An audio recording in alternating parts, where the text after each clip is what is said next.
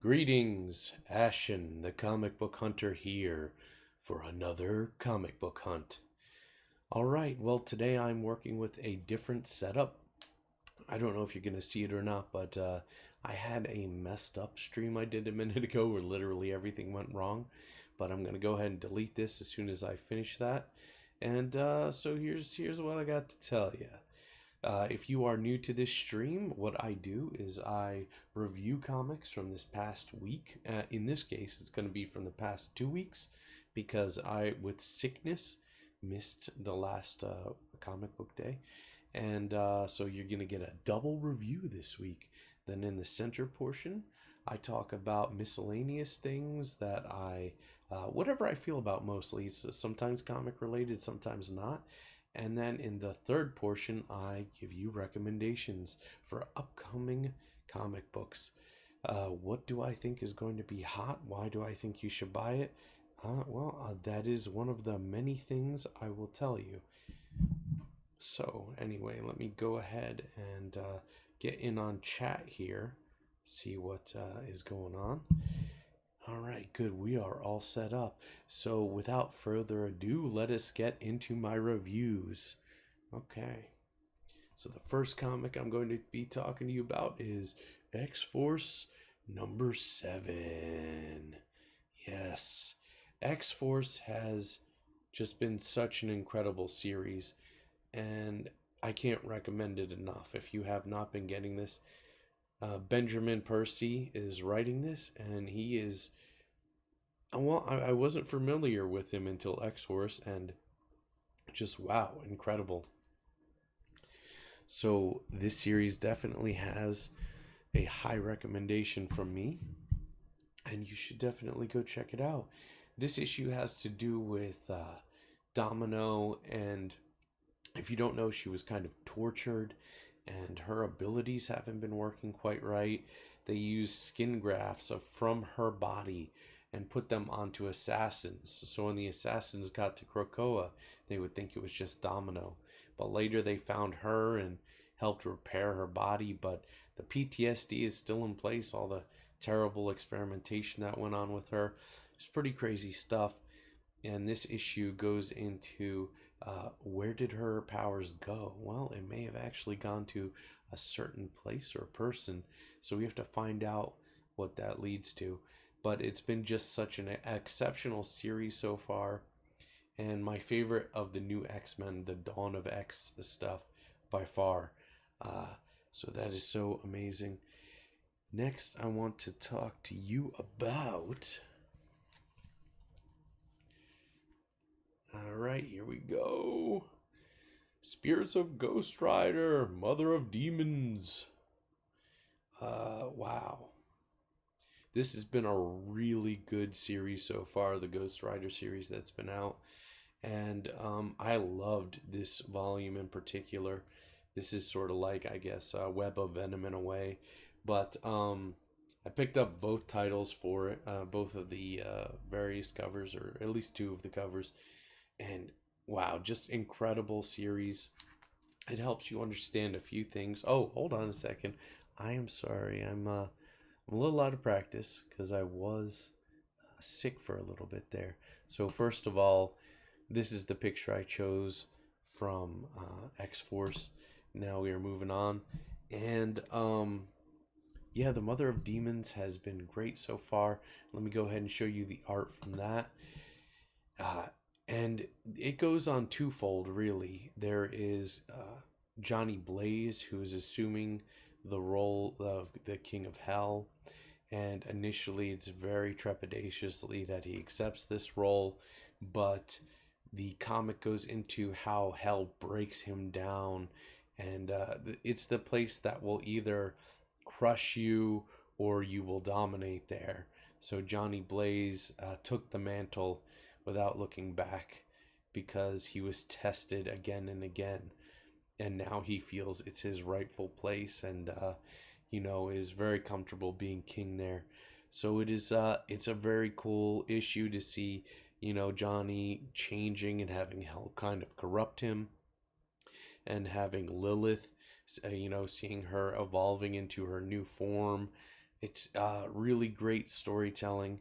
um, Ed Brisson has been doing such a good job as a comic book writer. I wasn't the biggest fan of his for a while there, but he's really come out and is knocking some solid home runs. Okay. If that sounds good, I would definitely recommend picking it up. It's been so good having these, not tons of them, but a few comics here and there that are so solid and good. It's everything you could really hope for. See, I got a few people watching this. Welcome. It's been a little bit since I've been live streaming, but I'm happy to have you here. Next up, we are going to talk about Deceased. What is this one? Unkillables, number one. Yes, this has been another one. I know Tom Taylor, sometimes he can have sort of a way about him, and he likes to put politics in there. So, of course, there's some Yahtzees in this book. I don't really want to say the appropriate thing because I don't want the search for my video to be cut down. But so one of the villains in this book is that right off the bat. But aside from that little jab, it's been a great series so far. This is Wade, excuse me. Yeah, Slade Wilson. And, we find out some interesting stuff without spoiling too much. But Slade is, of course, in the beginning days of the infection, and he's sent on a mission. And when zombies start popping up everywhere, he wants to check on some data and find out what the hell is going on. And that is how the virus gets you. So Slade has been snatched up by the virus, but is it the end of the road for him? Or does his special healing abilities maybe give him a little more of an ability to get through this than others? Don't know. You got to check it out. It's a really great series so far. It also dives into what happened to the Bat family and kind of the aftermath of that. So we're stepping back in time a bit, but I just love it. I love where this is going so far. Andrew Kai says, "Hello, Unkillables is great. I picked up 3 variant covers." Man, I don't blame you. Deceased has been a real breath of fresh air, and ever since Marvel Zombies has been kind of a downer because they played it way out. This is kind of the refresher that I need to really get back into stuff like this. So next up, we are gonna talk about another incredible title. Oh, Wolverine #1. Man, these books were expensive. Let me tell you something. Marvel is really gouging. See, I got 2 covers. This cover actually has the slits in it, so that's pretty cool. They haven't done a cover like that for a long time, but I was really happy to see that they were going special. And I love, of course, this Alex Ross, and it's just beautiful, beautiful what he did with Wolverine. But this series, man, this is a big book. This is a book that's like 60 pages or something like that. And it tells 2 separate stories. The first story is about Wolverine trying to track down an underground organization that's stealing pollen from Krakoa, and they're trying to generate their own sort of healing drug kind of in the underground market, but it's having negative effects. People are dying and weird stuff is going on. Fly Fox Pro, hello, welcome, good to have you here. That's 2 people. Wow. All right. Well, good to have you both in the chat. We're just talking about Wolverine right now. If you haven't been picking it up, the long and short of it is definitely check it out. This is one of my favorite pictures from it. I just love the pose. It kind of reminds me something like, the Max or something like that. Really kind of great pose. Very traditional and awesome. But so that's the first story. He's trying to find out what's going on and how to stop this leak, and that involves a father who's a detective, and his kid is in the hospital with cancer, and he's really pissed off that these underground people are, using this as sort of a drug, a recreational drug or whatever, and his kid's dying if his kid could only get his hands on the stuff. Yes, Keithy, that's the correct thing. Firefox Pro says, yeah, very Keithy. Sam Keith is incredible. Then the second story, I honestly prefer a bit more. It's a story about Wolverine dealing with vampires, and Omega Red comes into the picture, and you think he's a trunk full of dead bodies, and you're like, what's going on here? Of course, it's Omega Red. This has to be him, but actually turns out for a minute he might be innocent, and some crazy vampire shenanigans might be up. So that's actually a very interesting story. They introduce a new character. At least she's new to me. She's a vampire hunter, and I thought they played off each other. Logan and this character played off each other very well, and I enjoyed seeing Logan fighting vampires. It was quite cool.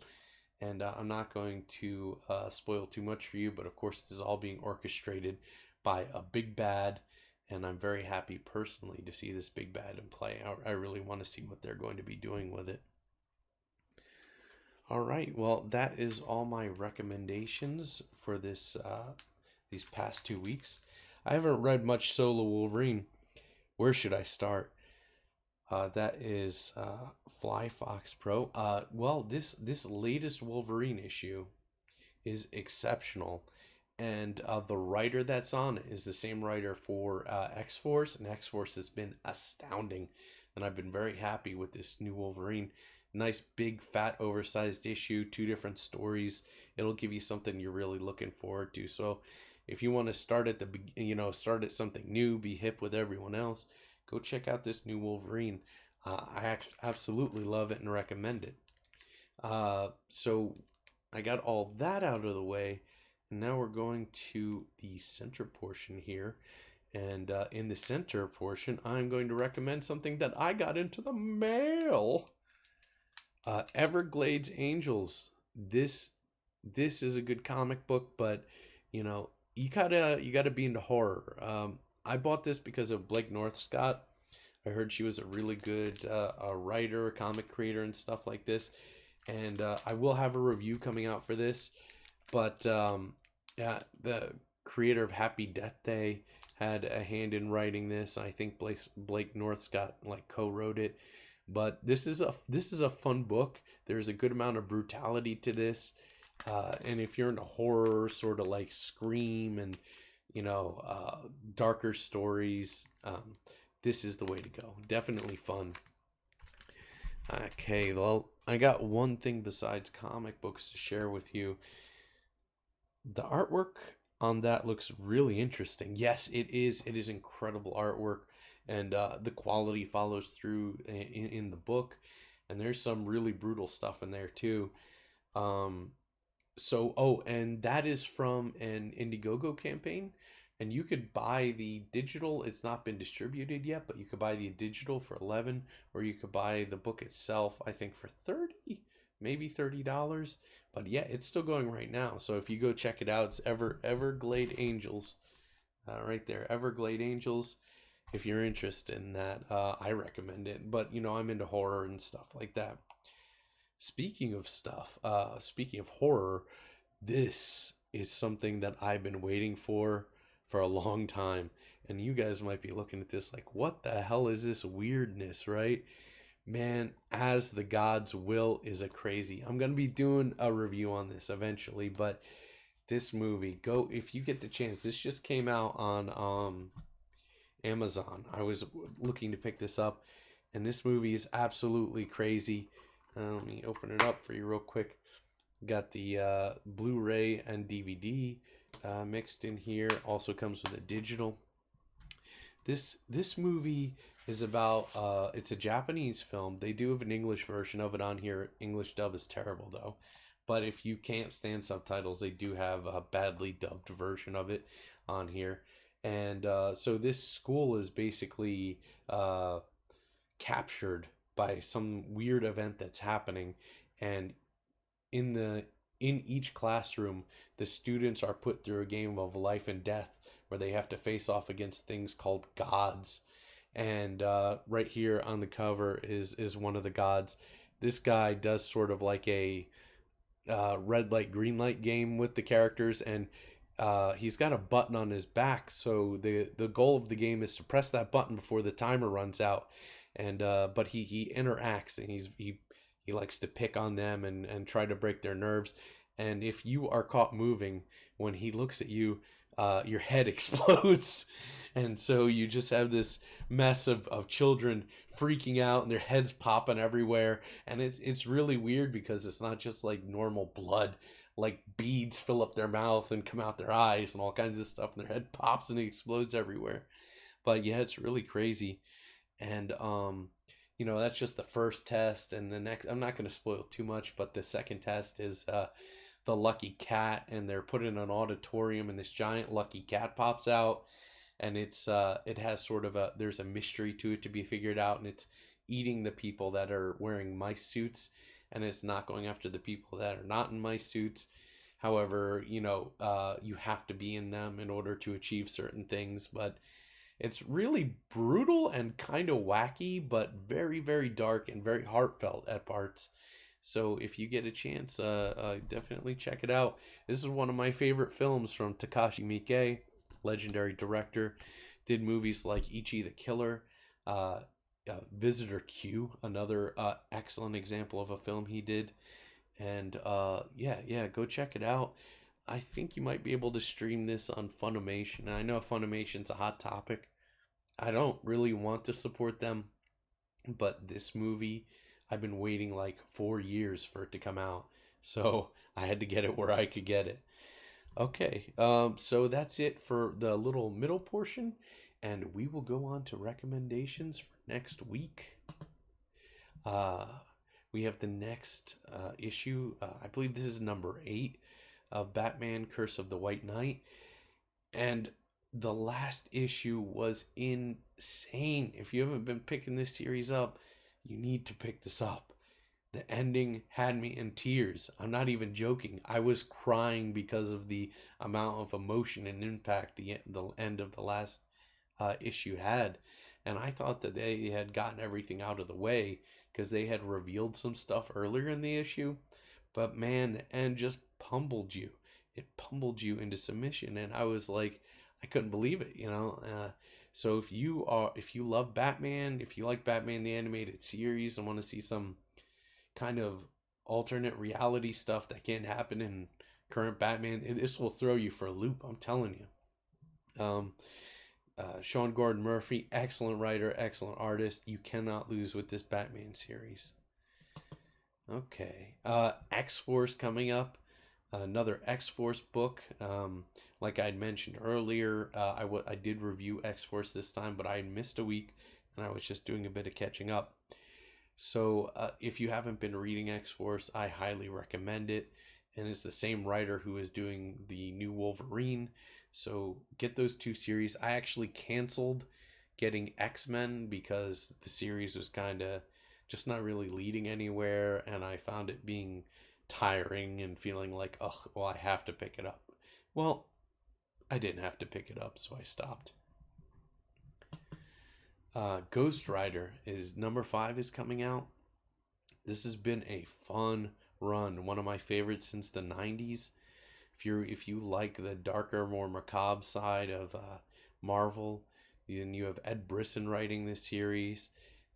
The last thing I just showed you was, of course, like a little side quest to kind of fill you in on more story.